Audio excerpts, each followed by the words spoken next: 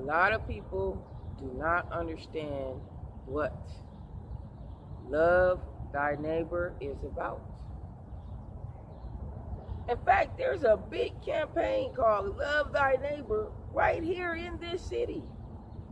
And back here, the person who used to own this shop was a living example of love thy neighbor. And who would think that a person who owns a big establishment like the one you see behind me would actually even take the time out to even say hello to a person like me who looks like a bum on the street? I mean, she was non-judgmental. She never, cared if you were homeless or you were probably one of her customers. But that was a good example of loving thy neighbor. And guess what? She gave me something that nobody in the world could pay for, including me. It was called joy. Because every time she said hello to me, she had a butterfly personality. And I could see why the business was booming. She moved on to bigger and better things. Alright. As you can hear, I'm outside. So you're probably going to hear cars and stuff go by in the background, even though you can't see my face.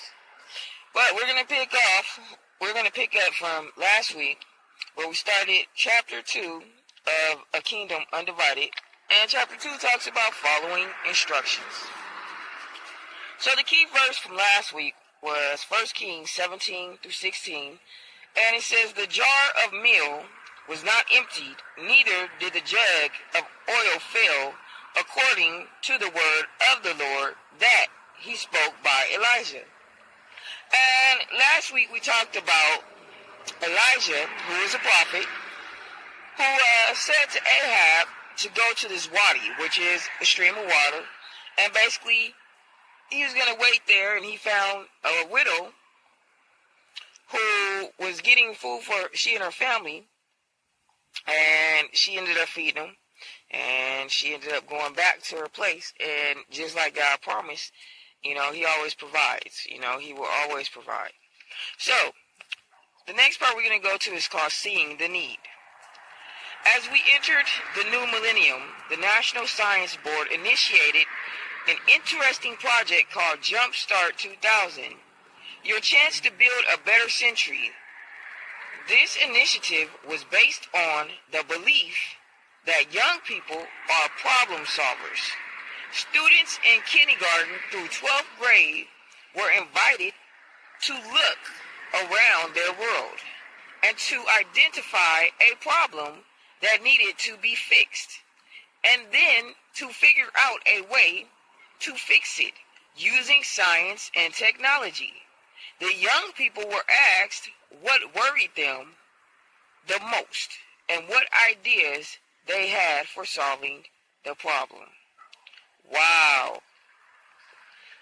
Man, Generation X. That was the new age generation. Generation X. Yes. Believe it or not, there are people who probably put me in that generation. And that's what we gonna be, a new age generation. Because it's time to start a new era. But why did we start a new era? Because of the issues and the problems that our parents and even some of our grandparents created. Now, I can't think of a lot of things, but right now we're not going to talk about that. We're going to go to the next paragraph.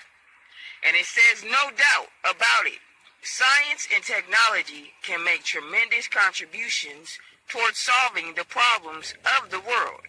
With all the dazzling results of science and technology swirling around us.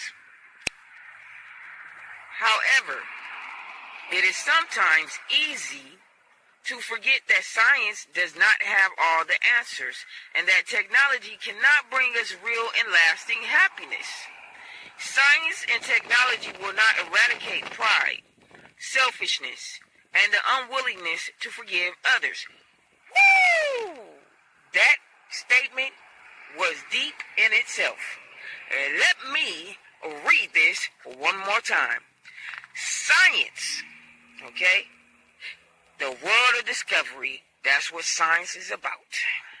And technology, the world of computers and electronic gadgets, that's what technology is all about, will not eradicate pride, selfishness, and the unwillingness to forgive others.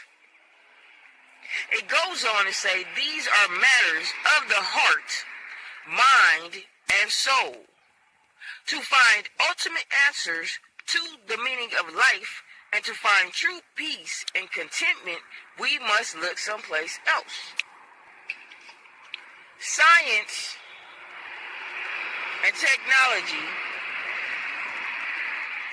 cannot change your heart.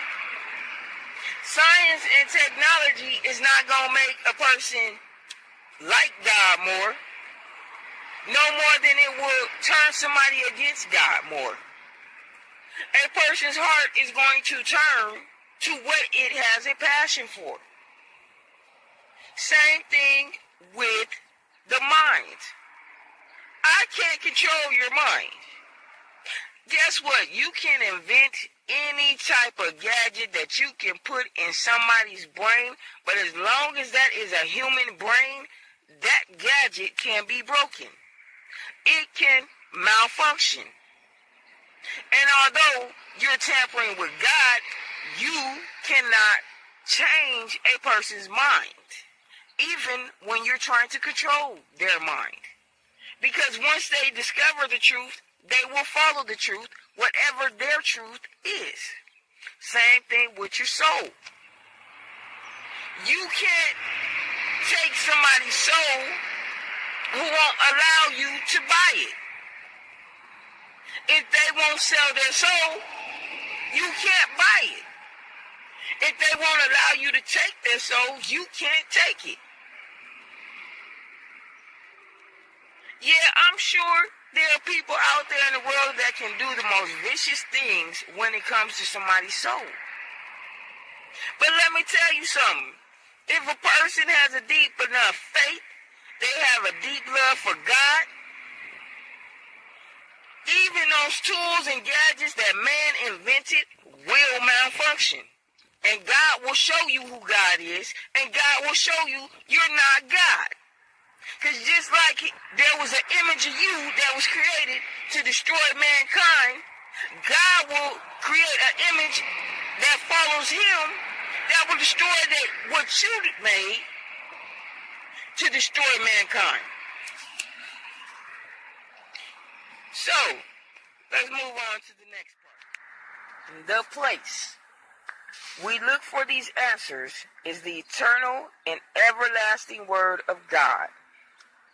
Only in God's Word, spoken through the prophets and God's Son, Jesus Christ, do we find answers to the questions and problems that have troubled men and women since the beginning of time.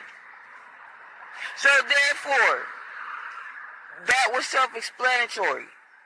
You want to find the answers that you're seeking.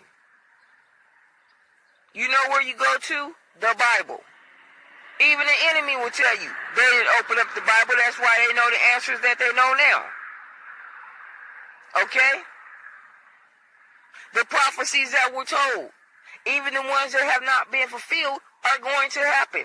Whether we're alive to see it or not, we can't say. But the prophecies are in the book. Jesus told you about what's going to happen in the future. And he tried to correct men in the present time. So if you want to fix the problems that are going on in society today, look towards God and his doctrine, and there you shall find your answers that you seek.